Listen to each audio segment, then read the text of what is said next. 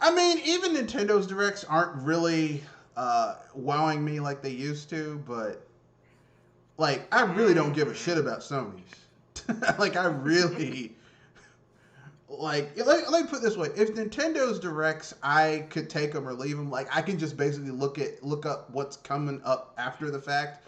You know, like when my favorite video game publisher and developer doesn't, when they have a direct, and I'm not exactly all a quiver about their shit, then you know I really don't give a shit about Sony or Microsoft's. Okay. For me, I'm usually just curious what they have. You know, Sony's like, hey guys, we're coming out with Ratchet and Clank. Yeah, I'm gonna wait until that game comes out, and I'm gonna see. Um, How that's gonna fare against other other siblings. yeah, cause I mean, cause like I said, that first Ratchet and Clank, that Ratchet and Clank reboot that they did for the PS4 was not very good.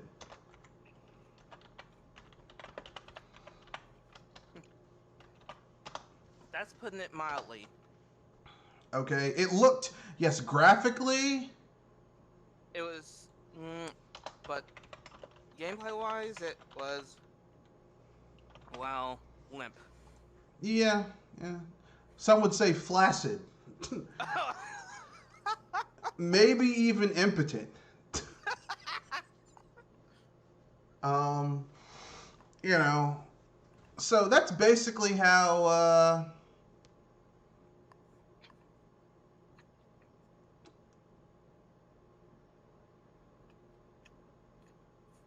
That's how I feel. I'm like, I don't really care about this. Hmm. I don't really care. You know. Anyway, with that being said, let's let's get started. So before we get started, I guess I should give everyone a general overview of what we'll be talking about. We have one free topic already on board on in the thing, which is someone says that Final Fantasy Mystic Quest is the best Final Fantasy you've never played. Oh, I've played Final Fantasy Mystic Quest, and while I don't hate it as much as I did when I was a kid, I would never call that a great Final Fantasy game because it's not a Final Fantasy game. But that's neither here nor there. Um, so we'll be covering how to translate one gaming franchise into another genre. So, I gave the example of turning a D&D, the D&D general rule set, gameplay modules, whatever, into a single player RPG or MMO. Secondly, five of our most overrated games that we feel are overrated and why we feel that way. Third, I'll be doing a review for Without Remorse on Amazon Prime, starring Michael B. Spoiler Jordan. alert. It's Tom. It's based on the Tom Clancy book. So anyway, we'll finish it out with the a-hole of the week and free topic. So let's dive into it. So which topic do you guys want to cover first? Hmm. You were curious about the Hot Wheels, weren't you? No, I just put that up there. I just thought you guys might want to.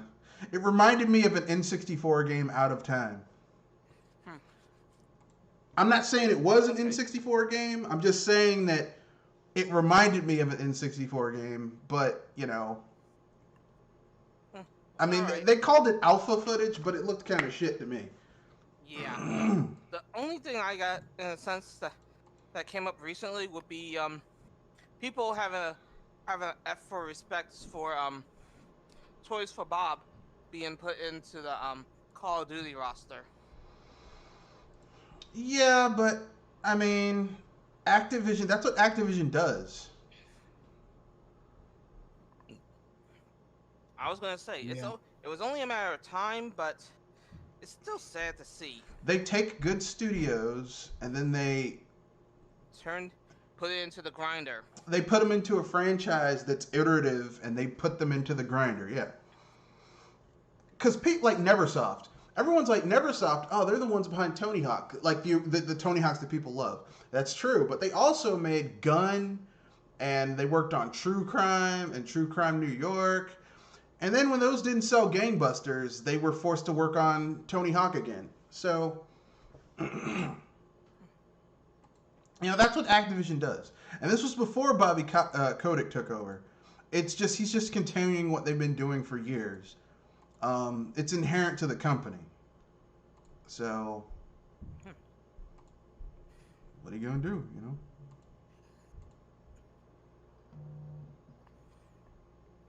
Yeah, quite a sad thing, really. Eh, I guess. But I anyway, mean, it's sad that that they're going to be going down that sad path that might lead them to their end. I mean,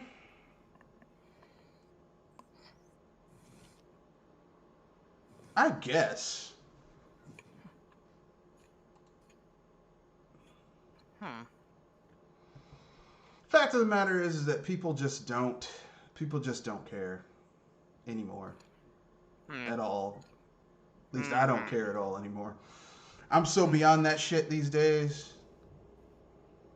Anyway, with that being said, anyone else have anything else they want to say about anything before we move on to the next topic?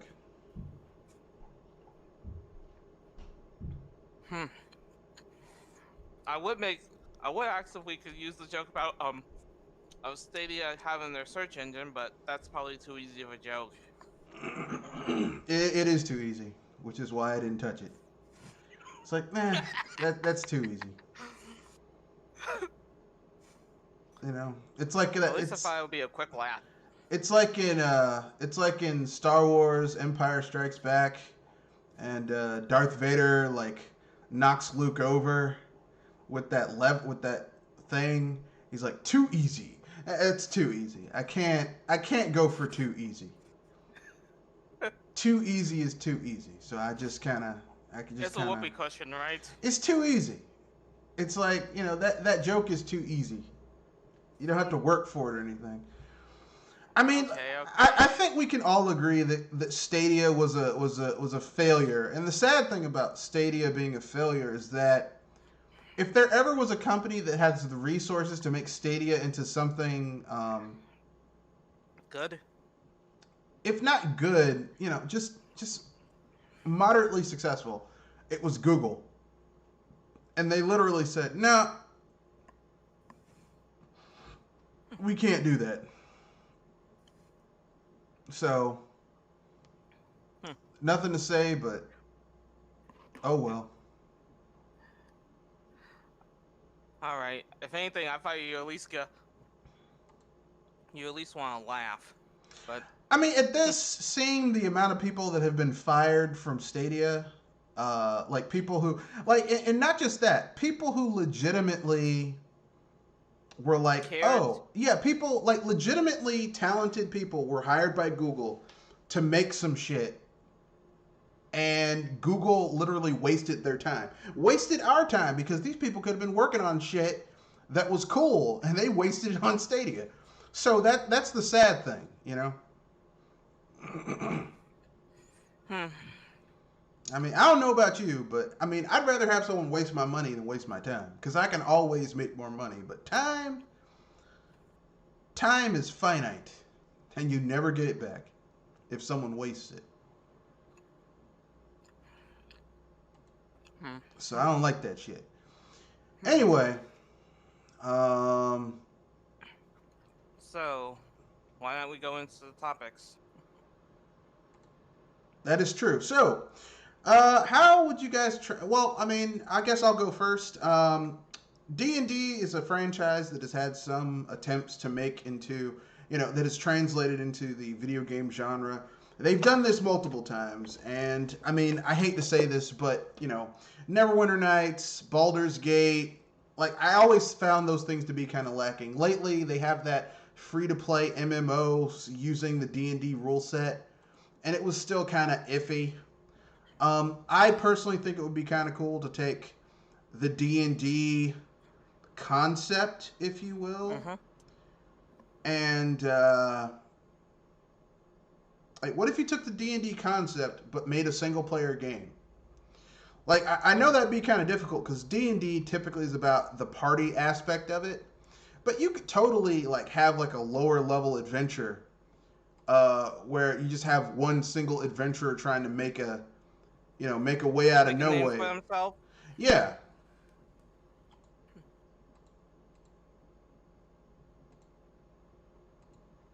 If you so chose, if you had the impetus to do so.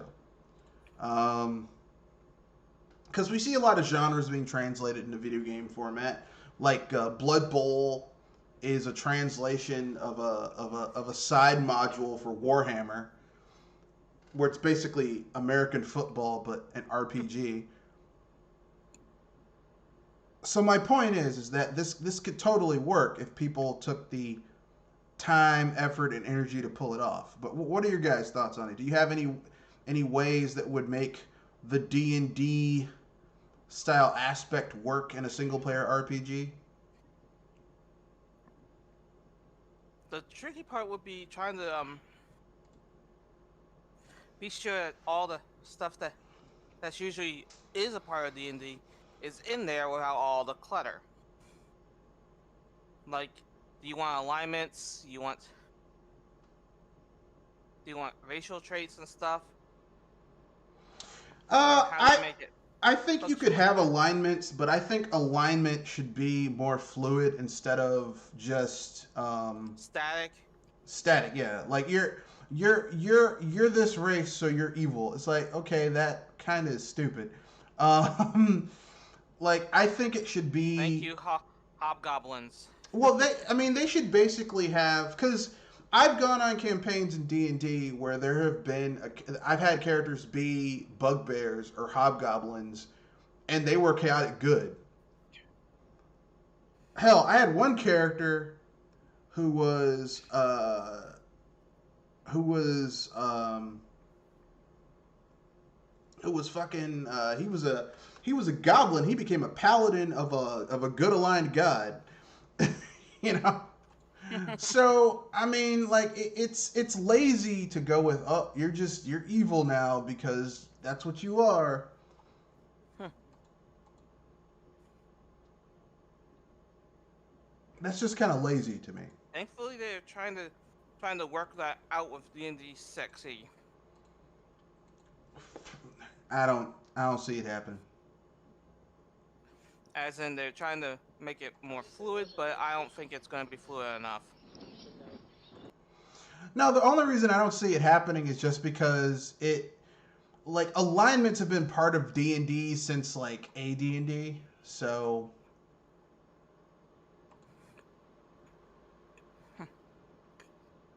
like they made sense back then, but now it's like there's shades of gray to everything.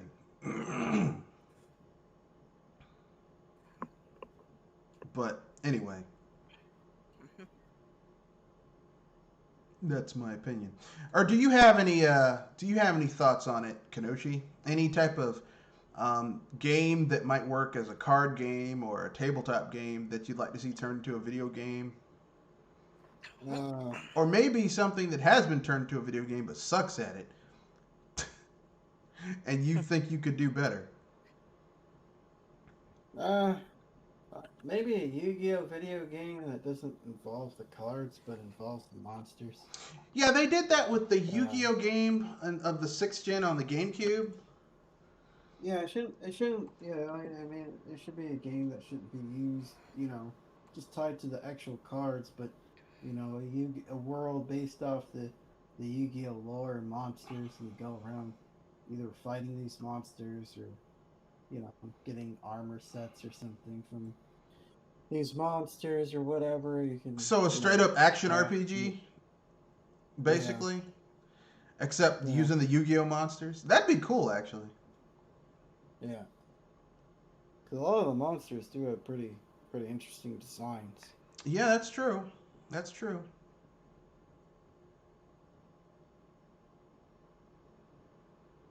And maybe make it less confusing too.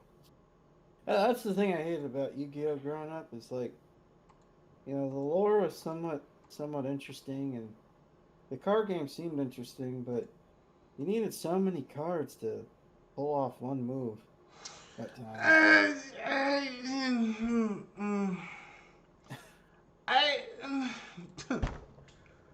Here's I think we here's what I'm found a saying. combo player here. It depends on what type of what type of Yu-Gi-Oh you're playing. I've played Yu-Gi-Oh matches where you were only allowed to have between 20 and 30 cards in your deck, and that's the only way you could play. If you had to play with a lean deck, the matches were much faster. And if you did do if you were a combo player, you basically had to they had to be like 2-3 card combos. Like Yeah. that was it, and it made things go a lot faster. Because basically in Yu-Gi-Oh, if you're doing these massively ultra complex combos with your cards, even now, I mean, there's no guarantee you're going to draw that card, unless you're playing with a marked deck, and then you're cheating. So either way, I was gonna say three of a certain card per deck, what? and then three three of a certain kind of card per deck that is a trigger. Yeah. That would usually be the start of those combos, And plus, there's certain rules. There's certain rules in Yu-Gi-Oh. Like you can't have a certain amount of like you can't have certain you can't have more of certain type of cards in the deck anyway. that would be the limited and semi-limited ban list. Like I'll give you an example, right? Like you can only have 3 blue eyes white dragons in a deck.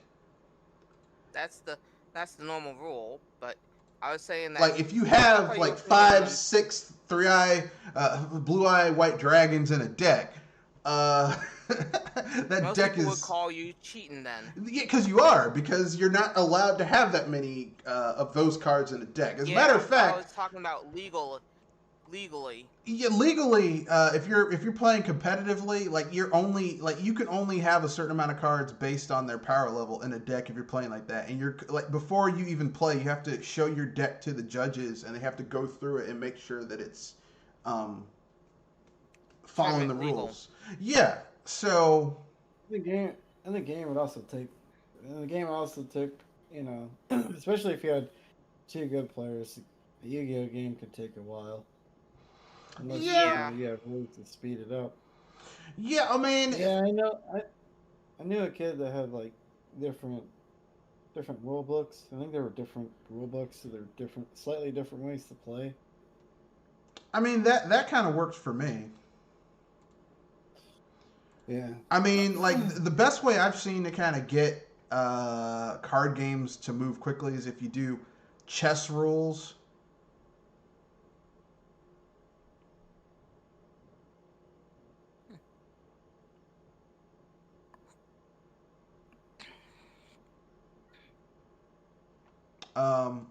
Where in speed chess, you have a timer. And if you go above the timer, you lose your turn.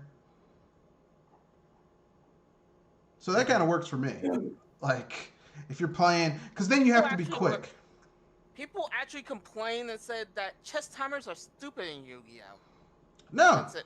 No, it's great because it forces people to move quickly and actually be intimately familiar with their deck and not waste people's time with, well, let me check, let me look. It's like, look, man, I got shit to do. I know. That's the thing. It makes me wonder how the only thing that would be the only thing that would slow you down would basically be your opponent's deck if you know what your cards do. Unless someone has a deck that they're using to thwart people with, which I mean, if you have a thwart deck that's all about just smothering people down. Mostly.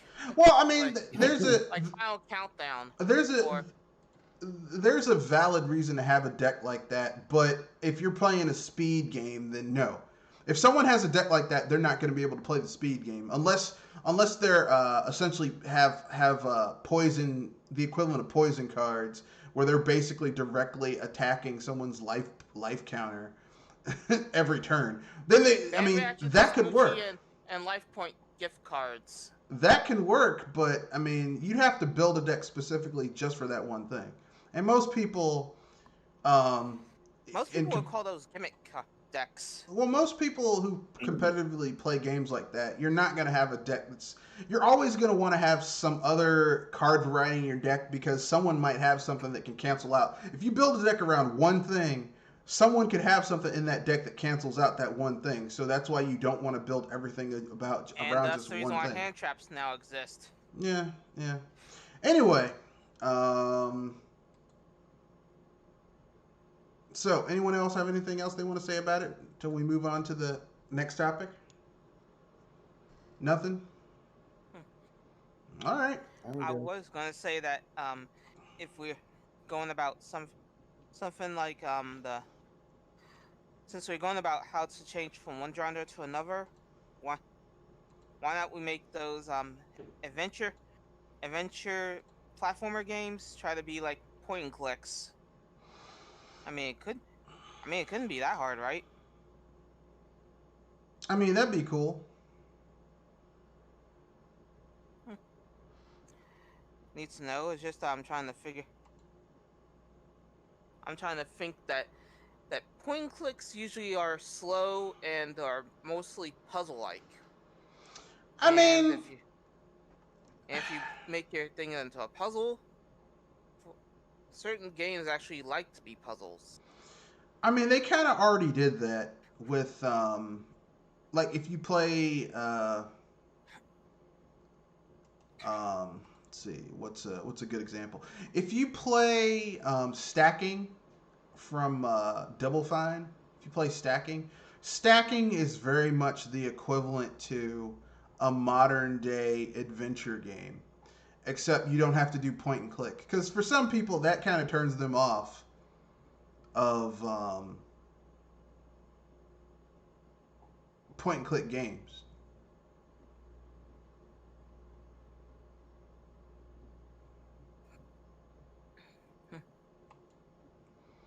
So I'm not saying it can't happen. I'm just saying that, like That for a lot of sometimes it people, that's works the. and sometimes it doesn't, right? Well, I mean, for a lot of people, that's the thing that kind of. Turns them off. Yeah, that's the thing that turns them off. Is the, The puzzleness. yeah, the puzzleness of it turns them off. They're like, ah, man, puzzles. Come on, man. The point and click nature of it. Now, I like point and click games. I cut my eye teeth on shit like Day of the Tentacle and Maniac Mansion and uh, uh, Shadowgate, Return to Castle Shadowgate, stuff like that. Um, Tex Murphy mysteries, stuff like that. Like I like stuff like that, but not everyone likes shit like that. You know, that's a very niche genre. So but I do agree. Some people would really like that type of shit. Anyway, moving on to the second topic. I'm gonna just give you guys my top 5 most overrated games and why I feel that they're overrated, and hopefully that'll spark your guys' impromptu list as well, because this is off the top of my head. Number 5, Ocarina of Time. Ocarina of Time is overrated. The reason it's overrated is because essentially Ocarina of Time is basically just a 3D version of Link to the Past, but an inferior version of a 3D version of Link to the Past. What I mean is, like, in Link to the Past, the dual nature thing, the twin world thing, works because in the light world, Link is a badass, and in the dark world, Link is a badass. Or he becomes even more of a badass in the dark world. So you never feel like before you fight your way. You're not feeling like a child in one timeline and then an adult in another, right? Well, before you fight your way through like 5-6 dungeons in the light world, get the Master Sword, fight your way up to Aghanim, fight Aghanim. Before you do all that shit, you kind of feel like by the time you get a handle on your skills and abilities in the light world, you kind of start feeling like a badass. And by that point, like once you've done all the shit you've done in Hyrule and the light world, like remember, up until this point, this is like in Link to the Past, that, like, the entire light world, like all the dungeons you go through, you've essentially done as much content as you had in the original Legend of Zelda for the NES, and more than what you had in Legend of Zelda 2. So you've already done. You're like, is this it? Is this all the You already game? surpassed yourself, right? If, well, just content wise, if you had been playing that franchise, you have done so much. It's like, this must be the end.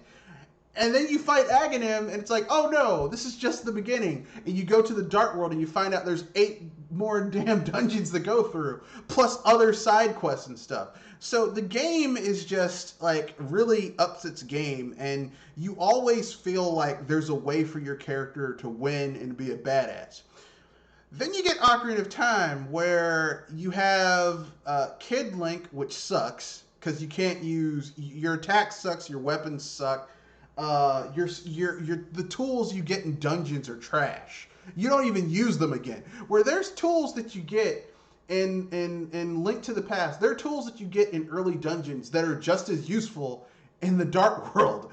That's not the way in Ocarina of Time. Ocarina of Time, shit that you get as a kid is fucking useless as an adult. Hey, that boomerang that you had to fight to get to in Jabu's belly, it sucks now. Can't even use it as an adult. The slingshot, can't even use it as an adult. So it gets replaced by a bow and arrow. No, it doesn't get replaced. You still have it in your inventory. It's just, why the fuck would you use a slingshot when you have a bow and arrow? Like, that's just, Only if you're trying to save arrows, and even then, the only thing that you still continue to use is the bomb bag on Goron in Dodongo Cavern. That's it. And that's because, like, you kind of still have to use bombs as an adult. So, I mean, just Ocarina of Time is overrated because it's in 3D, not because it's a really good Legend of Zelda game. If you wanna experience, like, what Ocarina of Time really should have been, considering the technological leap that was available, look at Twilight Princess. Because Twilight Princess really is the shit that should have been in Ocarina of Time, but Nintendo didn't really have a handle on what the N64 could do at that point. So we got that. My second overrated game that I feel is just overrated, I'm going to say Final Fantasy VII. I've already gone over why I think Final Fantasy VII is overrated, because it's basically just a 3D version of Final Fantasy VI, except with less interesting characters. And I stand by that statement. Like, everything about it is less interesting. Like, Cloud Strife is a less interesting Terra. Sephiroth is a less interesting Kefka. Yeah. I'd say he's the more sane. No, he's like, it's like, what is, it's like, even as a villain, his motivations. I would say he replaces sanity with no, he's crazy. blandness. No, Sephiroth is crazy, but he's not even interestingly crazy like Kefka is. He's just fucking crazy. He's just, like, I'm just saying, Final Fantasy VII is the shittier Final Fantasy VI.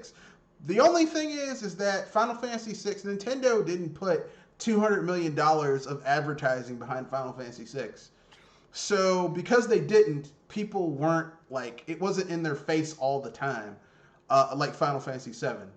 But if you take out the $200 million advertising campaign, Final Fantasy VII really isn't all that good. You could say, some people would say, well, the music in Final Fantasy VII is better than Final Fantasy VI because it's orchestrated. The only thing that was fun about Final Fantasy VII for me would be the battle system, and even you have to bust down that. I know it. No, the battle system in Final Fantasy VII is just a slightly more advanced version of what you had in 6. It's not really new. It doesn't really add anything. It has overdrives, but you had overdrives in 6.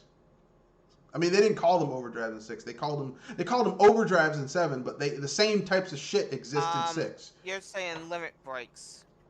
Well, same thing. Overdrive, limit break, same shit.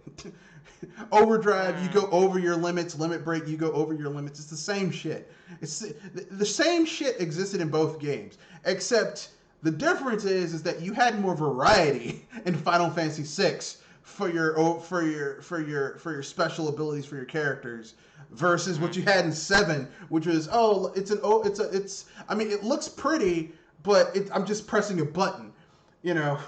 Like, if you had Sabin, you had to put in fighting moves. Setzer had a slot machine. You know, Edgar had fucking tools and shit. It's like everyone had some cool shit. Whereas in Final Fantasy VII, you're just pressing a button and selecting an attack. It's just an inferior version of Final Fantasy VI. My number 3 overrated game that I just feel is just not as good as people may say. This is gonna make some people mad, but I don't care. Mario 64. Yeah, I said it. Okay, mister, explain yourself. I said it. Mario 64 is the template for a lot of other 3D platform games. The problem is that Mario 64, if you look at it in hindsight, like when it came out, it was amazing. But if you compare it to other really good 3D open world adventure games, it's inferior.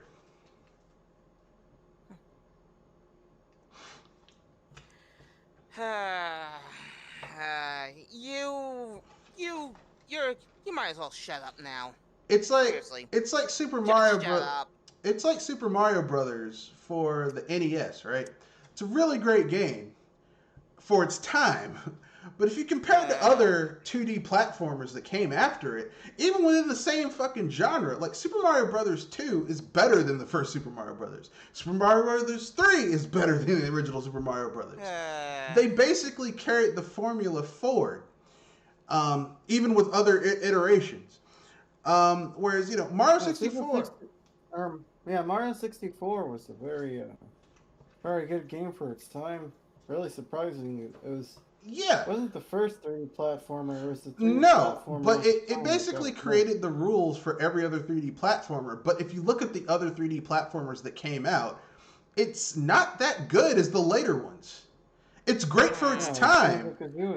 Yeah, I mean, you can look at Banjo-Kazooie, Banjo-Tooie. Like, you cannot, with a straight face, tell me that Banjo-Kazooie and Banjo-Tooie aren't better than Mario 64.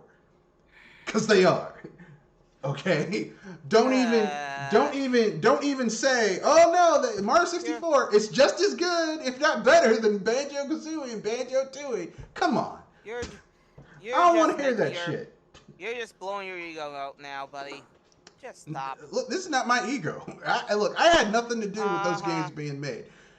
But anyway. Yeah. I heard that line before. That's number 3, Mario 64, a little bit overrated.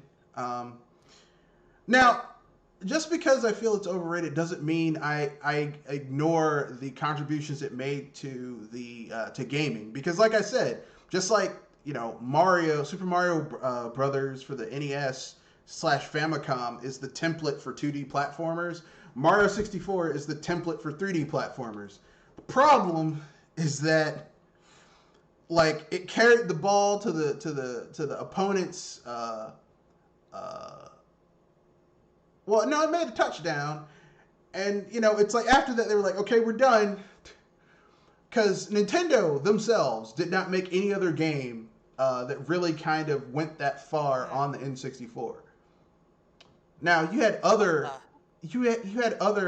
developers make 3D platforms that were great. There are also a ton of 3D platformers on the N64 that were shit, and the PlayStation that were shit, or at least mediocre at best.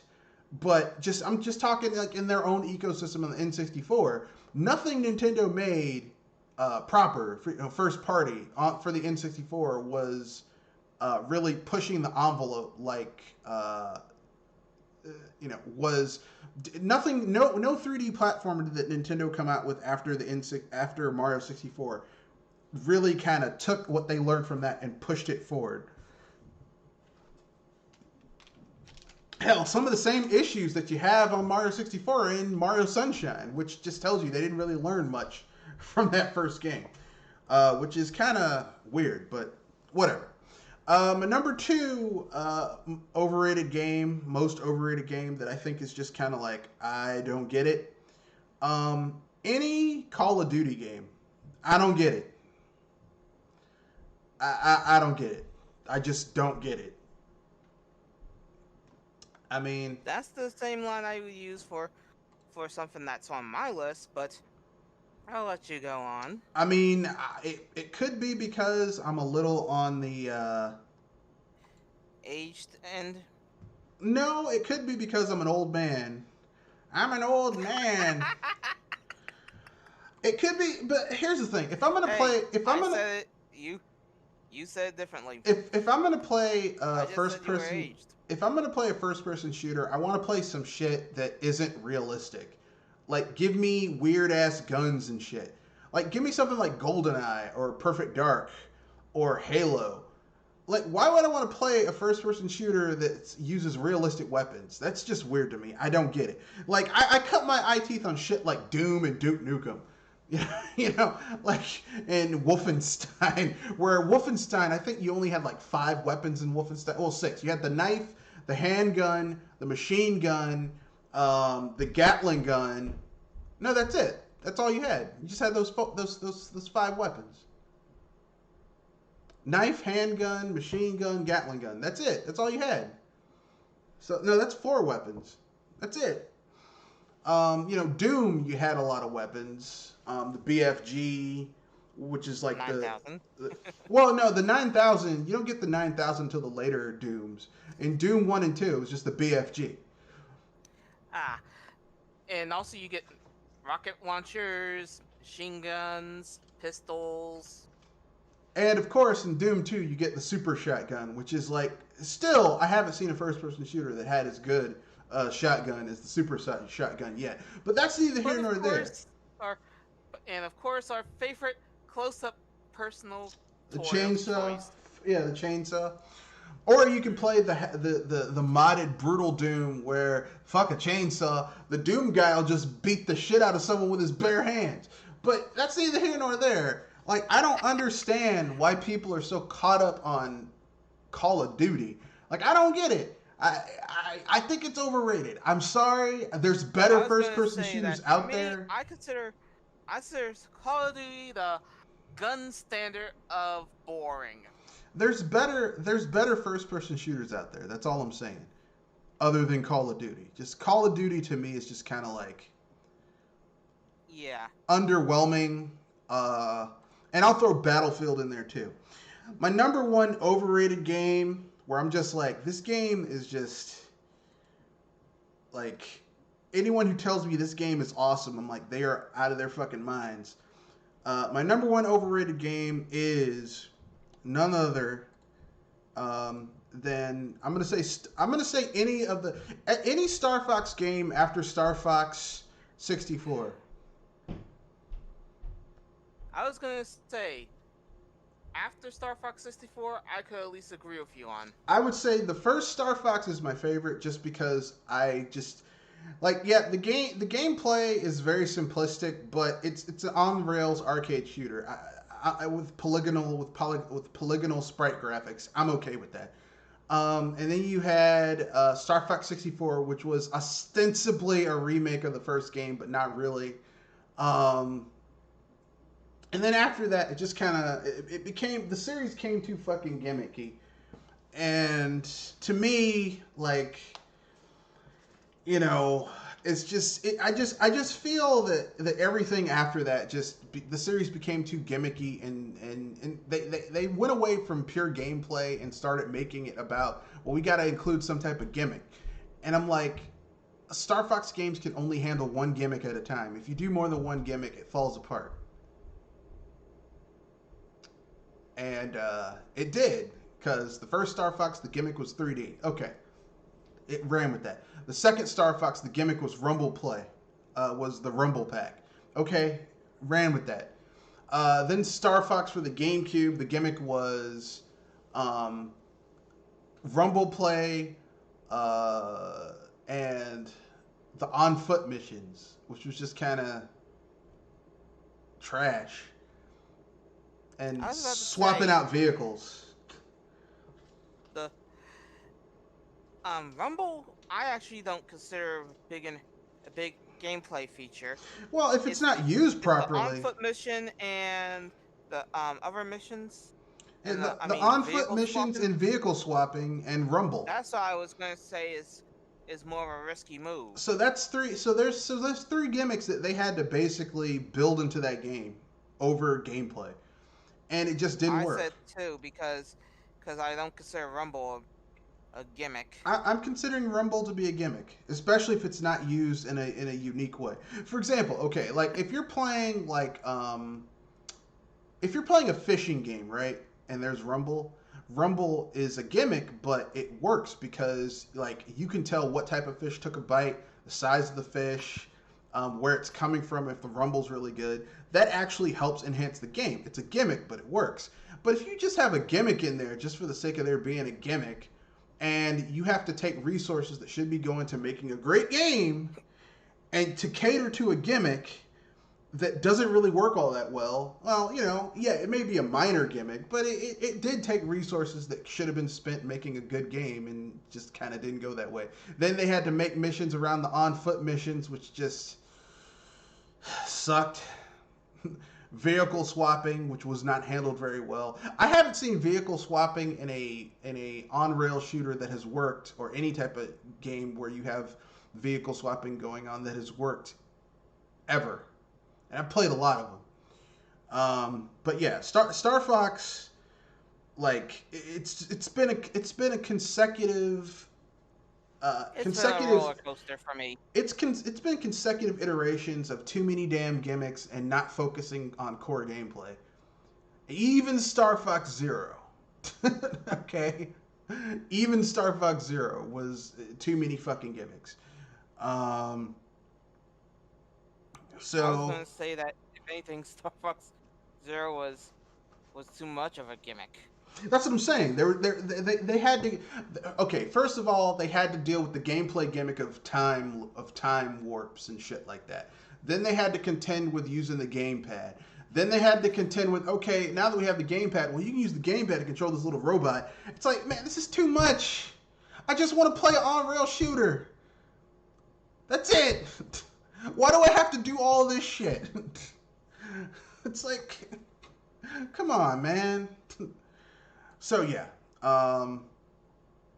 too many gimmicks kind of fucked that up for me. Anyway, that's my own personal opinion. Those are my top 5 overrated games. Who wants to go next? I got top 3. All right. Like bronze, silver, gold, and in this case. You mean Pokemon Silver and Gold? Very funny of you. I was gonna say notepad,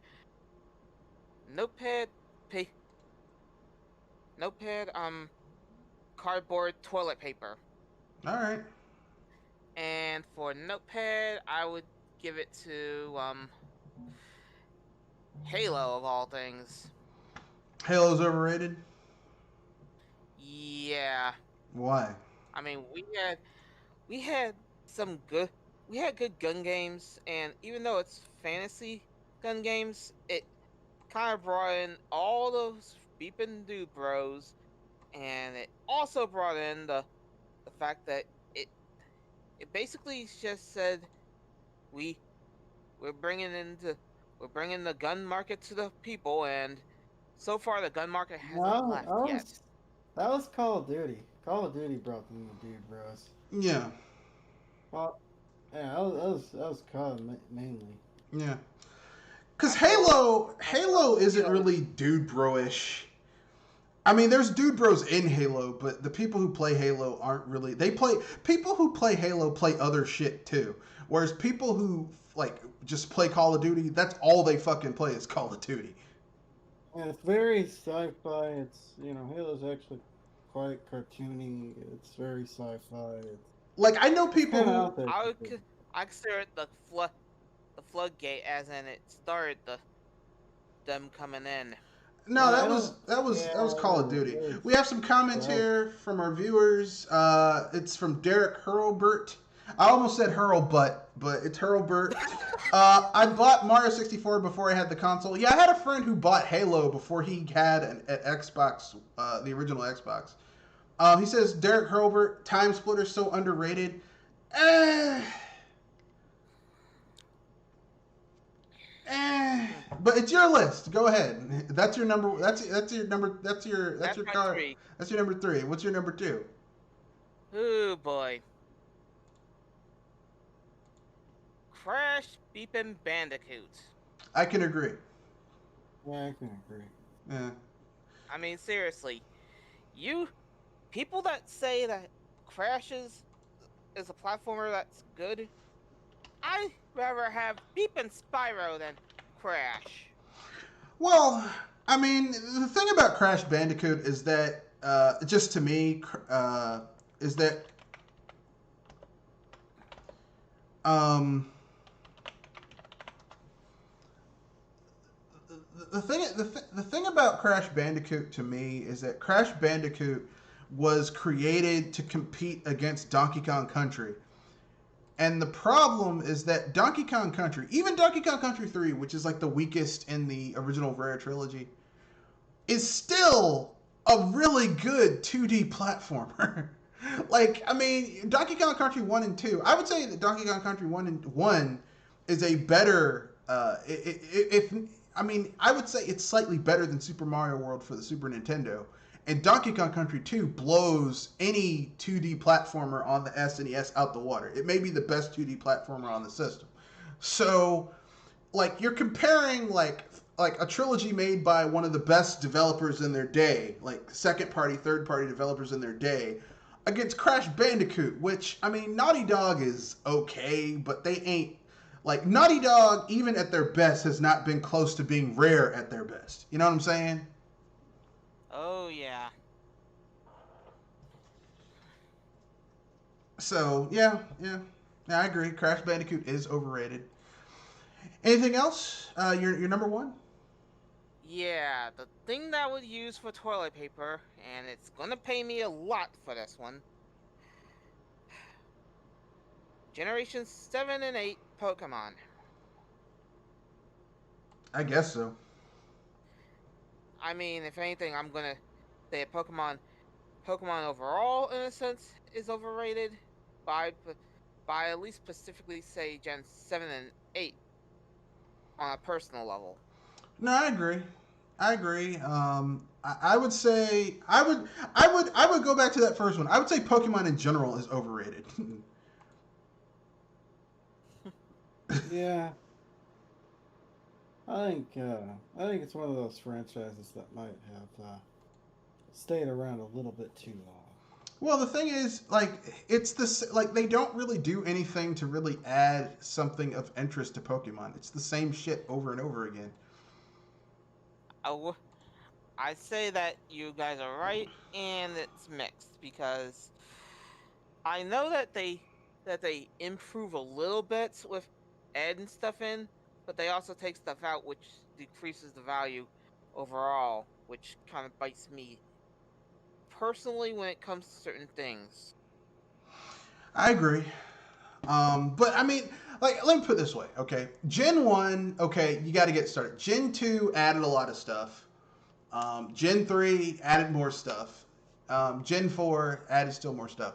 But once they got to Gen 5, Gen 6, Gen 7, it was like, it's so incremental.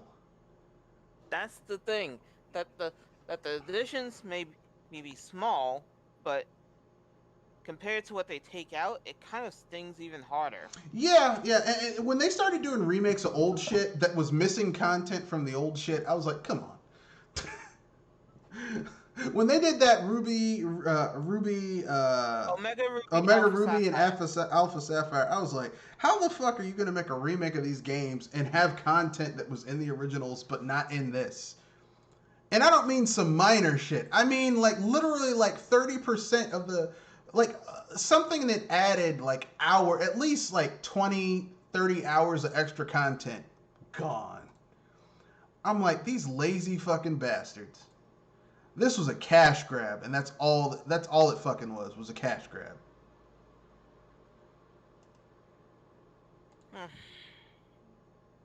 Yeah, as I said, that I that I do have my gripes personally with certain things, but I consider Pokemon in the overall sense can is a bit of a is a bit overrated, but I at least specifically same shoot directly at 7 and 8 for me. But I could agree with you guys on that. All right, okay. I guess it's your turn, Kanoshi. Because those are your top. Those are your three. Let's see. Mine are obviously Uncharted, and Uncharted just because while they're, in my opinion, they're all right games. It's usually one and done. I mean, their stories are all right, but not all that. I have the reason I say Uncharted is because to me the game only had really one good game, and that was two. I just felt like I didn't play one, I played three, and then when I heard about 3 and 4 and how they completely abandoned that that fantasy element made too interesting to head towards something a little more realistic. I was like, franchise. I don't get it anymore. And then second one would have to be The Last of Us. I mean, it's okay. It's not the Magnus Opus, or some people are calling it the Citizen Kane of video games. Yeah, that's offensive. Because Citizen Kane is really good. Because like it just had basic tier horror survival, and it wasn't even, I'm sure people who have played games like Resident Evil, probably wasn't even, because it was pretty easy to, the game got really easy at the end, according to people who actually played through the game. What was the game that got easy towards me? Last of Us? Yeah. I mean, yeah. my issue with Last of Us when I played it was just like the gameplay was fucking shit. Like, I haven't played Last of Us 2. I've seen playthroughs of it, but the first I played the first Last of Us, and it's just shit. Yeah, it's not a very good horror game. I mean, not even a horror game, but just,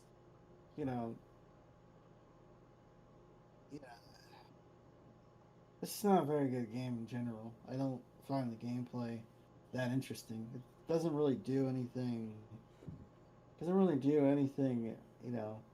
Out there as it pertains to that genre. It's just this dramatic. It's just some people said it was just the road with zombies. It's just, the sort of journey through a post-apocalyptic world with zombies. It's,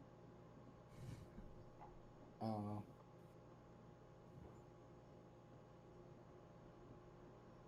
And then they completely character assassinated practically every character in the game with the sequel. That is true. Figuratively and literally. That is true. It was not very good. Whatsoever. I agree. Like I said, I haven't played Last of Us 2. I've seen a playthrough of it, and considering it's like you're playing a movie, like once you see a playthrough, you've played the game. Yeah. So Video game movie.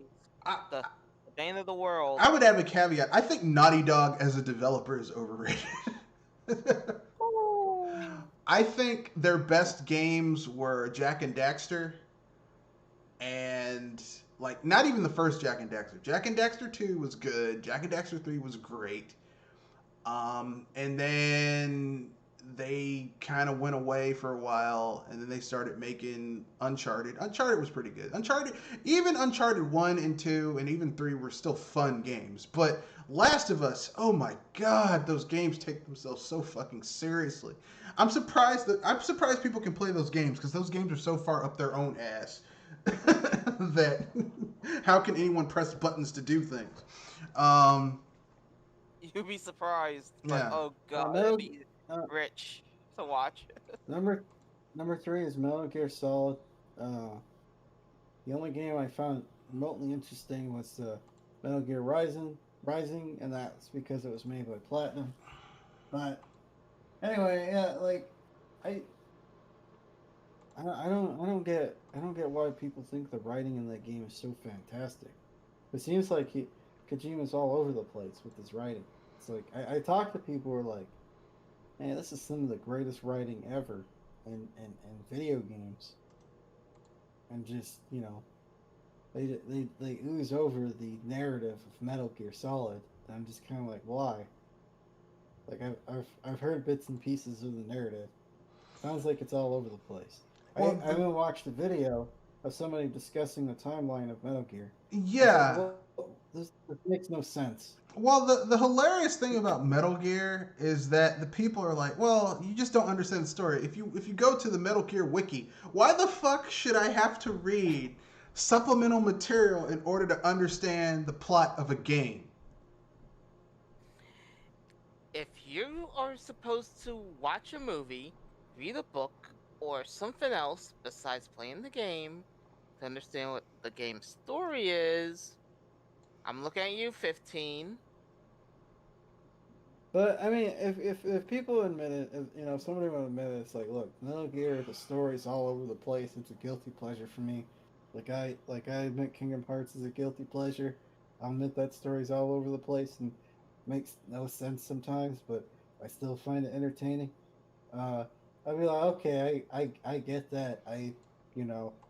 Sometimes there's certain messes that are fun to interact with, but acting like this is some sort of piece of art. It's high art. Some piece of high art. The script, Like, no. the script needs to be put into the Louvre. It's like, come on, man. Come on. why you bullshitting me? That's what you are. You're bullshitting me, man. Trying. Oh god. Well, the saddest thing is that Hideo Kojima used to make good games. That's the thing. Like, there are games that Hideo Kojima made that are actually good. They're ripoffs of pop culture movies of the 80s, but they're still good. But, not anymore. But what's your number 3?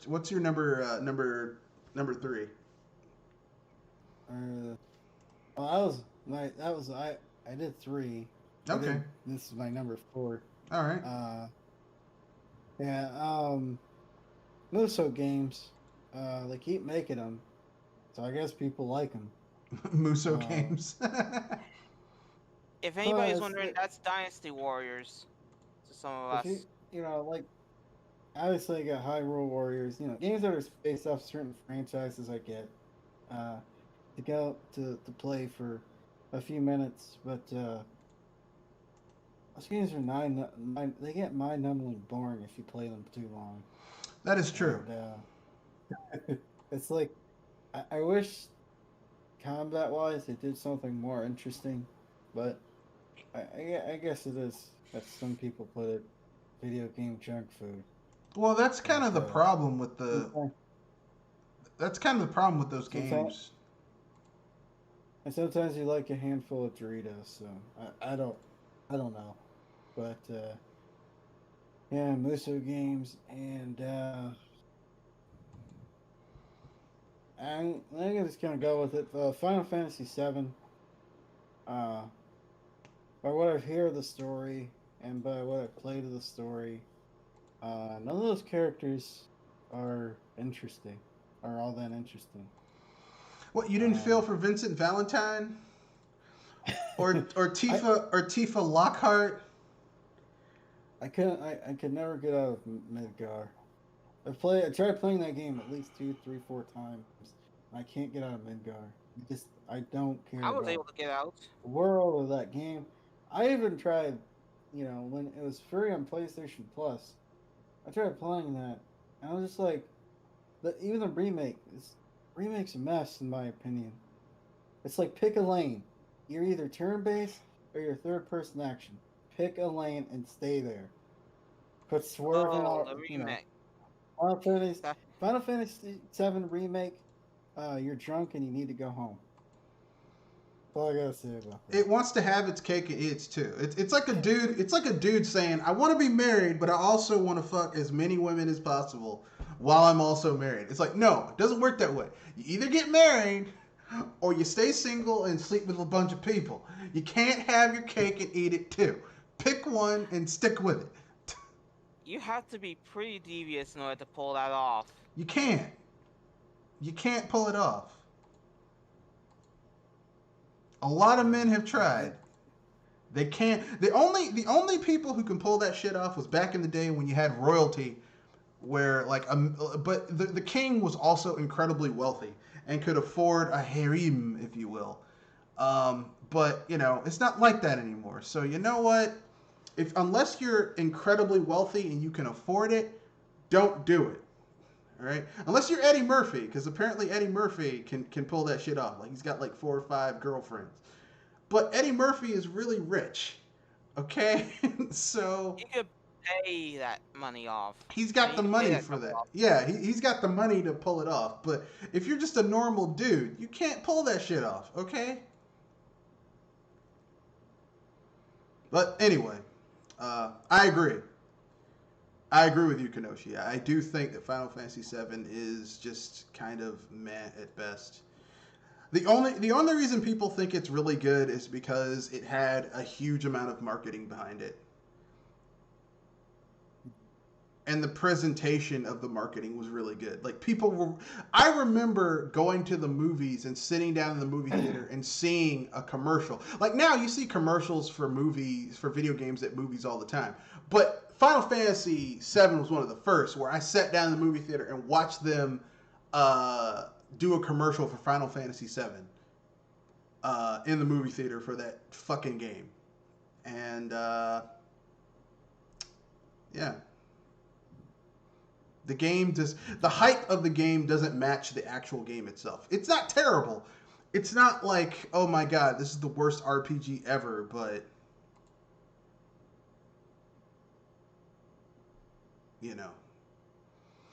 let me put it this way: it ain't Chrono Trigger. It ain't Chrono Trigger, and it ain't Final Fantasy VI. All right, okay. Really, it ain't. And I know "ain't" is not the right is incorrect grammar, but I'm sorry, but still, it's very appropriate. Okay, Final Fantasy VII is good, but it's not the best Final Fantasy of all time. And when I hear people say that, the people that I hear say that Final Fantasy VII is like the best Final Fantasy ever are people who didn't play Final Fantasy until Final Fantasy VII. Which is just offensive to me. It's like someone saying, "Hey, you know who makes the best hamburgers? Who? McDonald's. Get the fuck out of here." Final Fantasy VII is the McDonald's of Final Fantasies.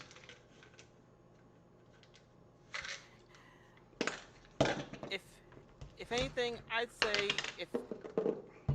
if I wasn't aiming at series or groups of things in general, I would honestly be hitting Final Fantasy specifically. Mm-hmm. Or at least Final Fantasy VII for overrated. Yeah. I put it in mind just because I think that people are way too into that game, and it's like, to me it's just not that good. But what was your number 5, Kadoshi? That was my number 5. Final Fantasy VII. Yeah. Oh, you pissed some people off, man. Because you know, there's people who would kill people for Final Fantasy VII.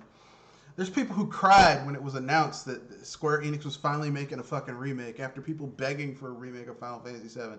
And when they did make a remake, it's not even a remake. It's a reimagining of the game with shit changed. Yeah, and oh boy, what a load of trash that was. Yeah. And I'm not going to take that back because if anything, it really is trash. Yeah. Yeah. It offends me as an RPG player and as somebody that likes Final Fantasy VII for its battle system. Yeah, I'm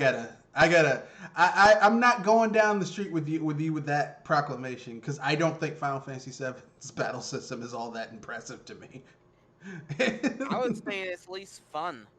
Hey, if you enjoy it, I'm happy for you, but it just doesn't really. If someone were to put a gun to my head and say, what is Square Enix's or Squaresoft's best battle system, I would have to say the 3 best battle systems in their RPGs. Number 1, I'm gonna say Chrono Trigger because of the dual and triple techs. Number 2, I'm gonna say the time to attacks they had with Super Mario RPG, the original one for the SNES. And number 3, maybe the interesting battle system that they had for Live Alive, where like you could learn new skills and abilities during combat and then use them, and it was kind of cool and interesting. Like Final Fantasy VII, it just uses a derivative version of the battle system you had in Final Fantasy VI, which was very it was like basically it was an iteration of the same shit they'd been using since Final Fantasy III, really. So I just like but anyway. Yeah. I guess I'll do my review for Without Remorse. I'm sorry to say, and I'll say this without any remorse. Before I forget to remind some people, this is a spoiler-filled one. So if you're trying to keep sane and not be spoiled by it, yeah, if you're chance to leave now. If you're really looking forward to it, it'll be over. It's a 5-minute review. Without Remorse is based on a Tom Clancy novel by the same name. Basically, it's the prequel story that tells the tale of the guy who eventually winds up being Jack Ryan's boss, who essentially sends Jack Ryan out to do the diplomatic espionage portion of the shit that Rainbow Six does by kicking in doors, shooting people in the head, that type of thing. Essentially, Michael B. Jordan plays a badass special ops guy who gets caught in a bad situation, and members of his team are executed, but they get to his house last, and it follows the typical tropes of an action film. He's young, his wife is pregnant, and they sneak into his all kinds of S. They sneak into his house to kill him, but because his wife is pregnant and she's uncomfortable, he sleeps on the couch and she's in the bed. They sneak into his bedroom, kill his wife, who is like really, really pregnant, about to have that baby in a month. And then they try and kill him, but he's a badass, so he kills like a whole bunch of the dudes who snuck in his house. And then the movie goes off. Like, he winds up going off, doing all this stuff, taking out people. But it turns out, surprise, surprise, it was an inside job. And this has all been a setup for something else to go down. And it's just one of those films where it's just everything is so formulaic and mediocre. And it didn't have to be. This could have been really enjoyable. But it's just so formulaic and so by the books that it's not fun. And it's sad because Michael B. Jordan's a good actor. Right? Like, I knew Michael B. Jordan was a good actor when I saw him in The Wire, where he played a young Wallace who got shot. And, like, even as a little kid, Michael B. Jordan, like, shows so much emotion. Like, where he's begging for his life so this drug dealer doesn't kill him. And he's crying. It's like, damn. And then we get this shit, which is just terrible. Like with an action movie like this, you either have to be really you either have to have a very emotive character, really good action, or um or it has to be so cheesy that it's good. This fulfills none of those. And so for that, I give Without Remorse a mediocre score of a C.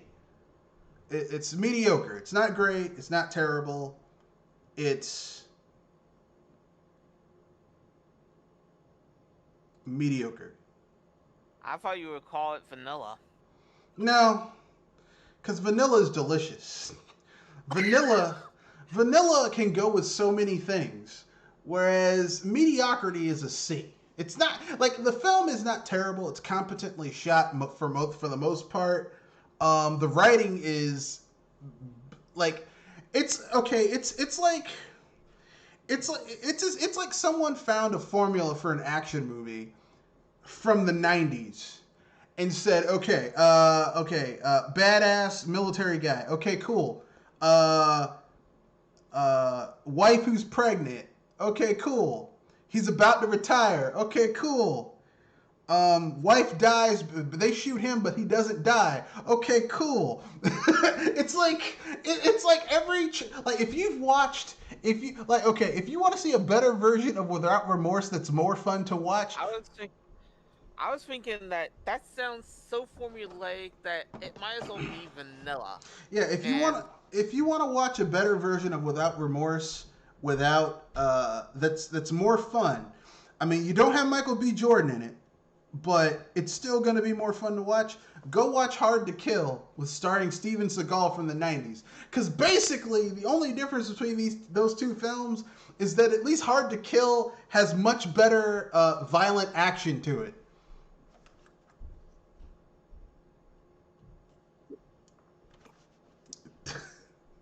That's about it. So it's a mediocre C. That's the film. Who wants to jump into free topic and then we'll wrap things up? First free topic. So someone here wrote an article on Paste Magazine claiming that Final Fantasy Mystic Quest is the best Final Fantasy you've never played.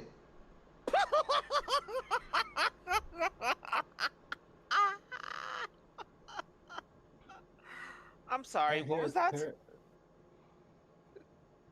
Was it terrible? What, Final Fantasy Mystic Quest? I mean, to be honest with you, I'm gonna, because even though I have a bias against Final Fantasy Mystic Quest, I try to be fair with my assessments, even though, because we all have biases, but if you recognize them and you adjust yourself accordingly, you can get through it. So here's what I'm gonna say. Final Fantasy Mystic Quest, within and of itself, is a standard kind of starter RPG. You don't have to worry about a huge party. You don't have to worry about what equipment you're going to equip. You don't have random battles. You can basically see your enemies. So there's a lot of tropes in it that actually exist in modern RPGs that we see now that we like. The problem with Final Fantasy Mystic Quest is that it exists solely because Square Enix thought Americans were too fucking dumb to know how to play an RPG with some complexity to it. Which just basically says they think we're dumb. Yeah, they're like, oh, your dumbass don't know how to play a turn-based RPG. Yeah, this is we can't play RPGs after we got in Final Fantasy 1. And 2. We didn't get 3. We got Dragon Quest. I thought you were talking about English Final Fantasy. Yeah. We got Final Fantasy 1 and 2 here in America. 2 was Which a would very be Final Fantasy 4 and 3 will be Final Fantasy 6. No, I mean 2 on the NES. Okay, hold on. 2 on the NES. Yeah. That never came out here. Really? In the US. I thought it did come here. GBA. Yeah. Let me look that up, because I could be wrong. Let me look that up. I don't want to say something. Final Fantasy 2. Don't be confused with with the Super Nintendo one. No, no. Look, Please. I've been playing Final Fantasy 2 for years, and when I say Final Fantasy 2, I mean Final Fantasy 2 on the NES. Final Fantasy 2 was released 1994 in Japan. Sorry, 1988 in Japan for the Famicom slash, and then it was re-released again in 1994. It didn't come to America. You're right. It didn't come to America until Final Fantasy Origins on the PlayStation and Final Fantasy 1 and 2 Dawn of Souls on the GBA. Yeah, yeah.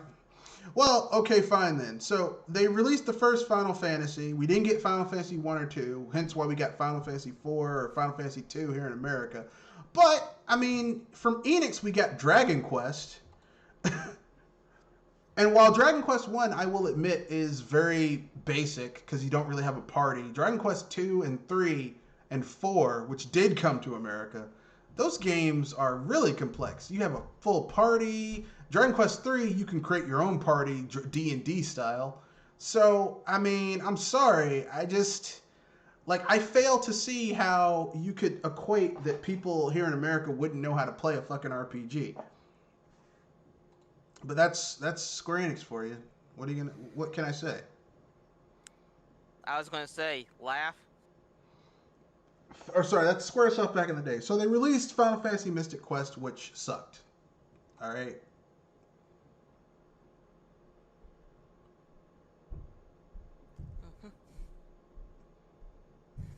It was terrible. And I stand by that statement. So, yeah. Final Fantasy 2, kind of trash. I know some people are going to lie. I know some people are going to get angry when they hear that, but I don't care. Final Fantasy Mystic Quest. I mean, it's not terrible, but it's not great either. The idea behind it was kind of cool. The problem, like I said, is that they thought so little of their audience that they basically created a dumbed down Final Fantasy game. Yeah. And that is offensive. Like when you think your own audience is too stupid to get it, then you're gonna lose some people. Yeah.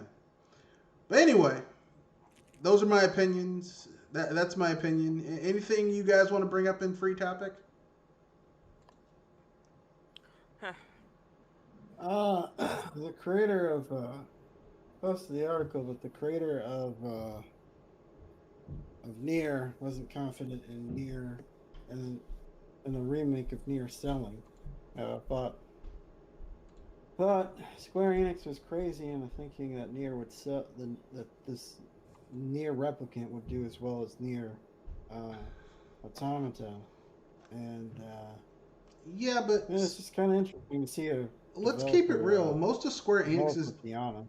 Let's keep it real though. Most of Square Enix's JRPG, most of their games, except for Final Fantasy, don't sell like in their head. Like they buy these IPs and they're like they should sell as much as Call of Duty, and I'm like, no. Like they want. I mean, like the shit that Square Enix sells is niche at best. It's not going to sell like FIFA or Madden or Call of Duty. Yeah. And that's okay. You know, not everything needs to, not everything needs to get all the money in the world, you know what I'm saying? Yeah. But yeah, I saw that and I was like, yeah, it's kind of sad, but what are you gonna do? Yeah, have any of you played Nier Replicant? I've seen it. Gonna play it. Yeah, I've seen it. I was never really that into it. I don't really like techno techno games all that much, unless they're doing something really interesting. Like you got to be like really, really doing some cool shit, and most of them do not.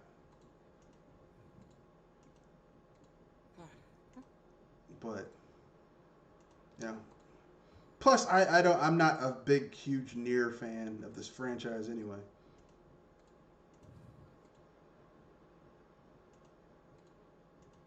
Uh, do you have a topic you'd like to bring up, Jewel? Hmm.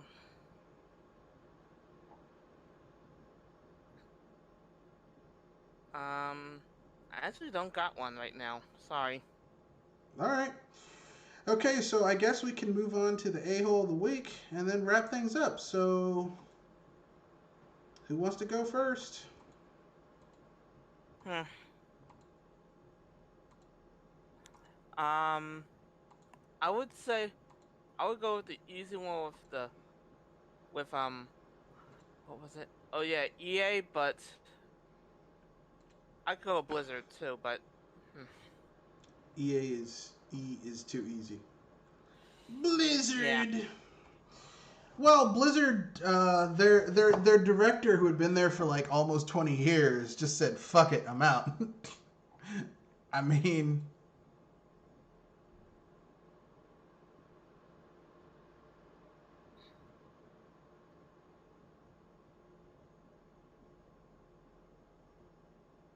Hmm. What about you guys? uh, I mean,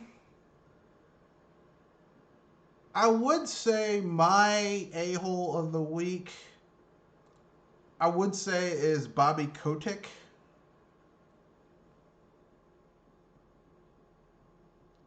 Because, like, basically, for some reason, Bobby Kotick keeps on making Activision, instead of expanding their portfolio so that they have different revenue streams, they keep on just, like, doubling Sticking to just down. one. They keep on doubling down on Call of Duty.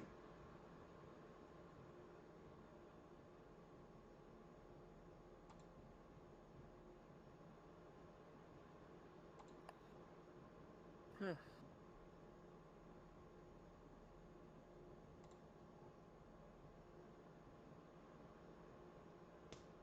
Kenoshi? So Uh, that's my a-hole of the week.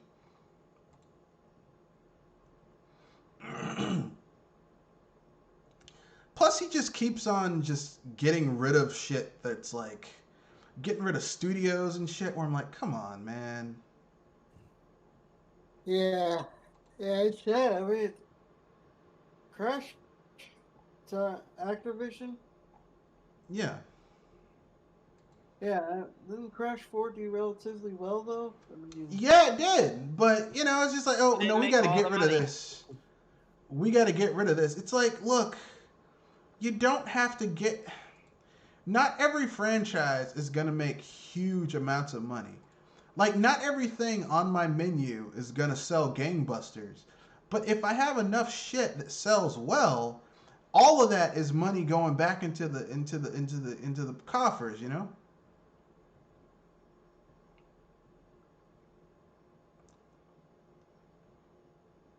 yeah, I don't understand. I don't understand these companies anymore with the whole we gotta sell like 100, 200, 300 million copies of a game. It's like, I mean, it's like, they keep making Persona games. Those games don't sell trillions of copies. They sell, a decent amount, Yeah. 150, maybe a million here or there, maybe like 500,000, a million. Uh, they're not doing, but it's because they keep their budgets under control. You know, they have this impossible. It's like Square Enix, right? Like, Deus Ex, the reboot came out, and they were like, "Oh no, it should be selling like 5, 6, 7 million." It's like Deus Ex was never that big of a franchise where you could expect it to sell 5, 6, 7 million. That's Yeah. ridiculous. Deus Ex is the type of franchise where you're lucky if it sells like 1, 2 million. 3 million is amazing. Yeah. I'm like, what the hell is wrong with you? Why do you keep on doing this, Square Enix? I mean, constantly they'll buy shit and they'll be like, "Oh yeah, we bought this franchise," and do fucking nothing with it.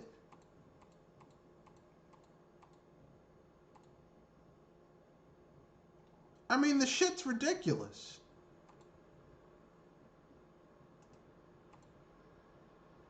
But I agree. For me, it's Activision because, and by proxy, Bobby Kotick because he just keeps on just Yeah. ruining that company. Yeah, they make money, but it's like It's like Activision. you're you're trying to draw blood in order to please a god. Activision used to make Activision used to have a really good portfolio. Like Activision used to make really good license games. Not anymore. Yeah. Yeah. You know, it's kind of funny. Activision got started because the people who started Activision was getting tired of how they were being treated. Yeah, You know, they were being treated unfairly. they A lot of felt their like they projects weren't got getting. canceled. And Yeah, they felt like they they weren't didn't get getting the credit. recognition they deserved. Yeah, they weren't getting credit for the Yeah. shit they were making. And now Yeah. it's run by this piece of shit. And I know some people are going to be like, man, why are you calling Bobby Kotick a piece of shit? Because he is a piece of shit. Bobby Kotick is the definition of a piece of shit businessman.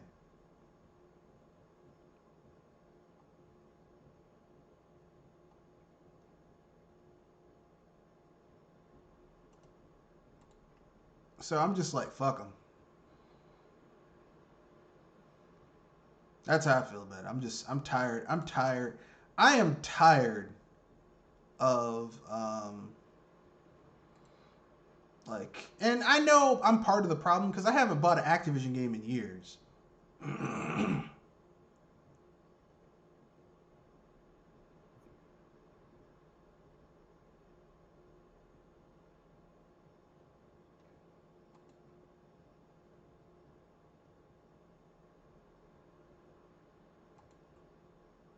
So I know some people are going to get mad at me when they hear that. So, oh well. Anyway, that's the end of the cast. Anything you guys want to pimp out before we wrap things up? Hmm, I think we're good. All right. So that's the end of the podcast. Rate, comment, share, subscribe. And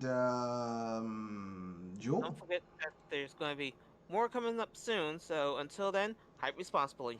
That's right. And if you would like to if you would like to know more, we have a podcast from now going on forward every Wednesday and Saturday, 7:30 p.m. to 9:00 p.m. Eastern Standard Time.